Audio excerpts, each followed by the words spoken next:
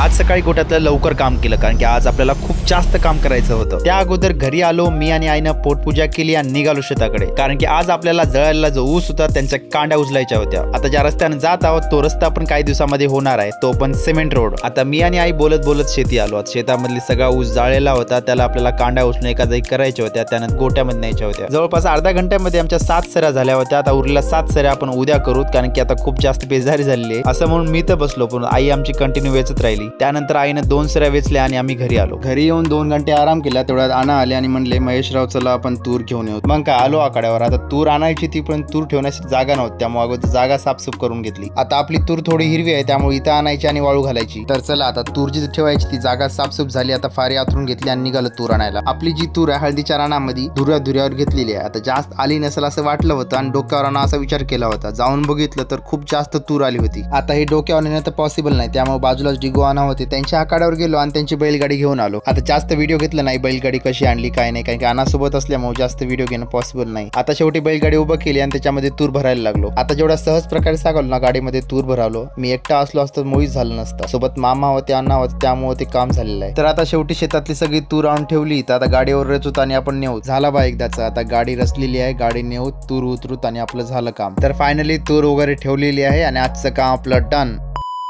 तर मी आयफोन घेण्याचा विचार करतोय. आयफोन घ्यावं की मिल्किंग मशीन घ्यावं, याच्यामध्ये कन्फ्युजन आहे. काय घ्यावं एकदा कमेंटमध्ये सांगा बाबा.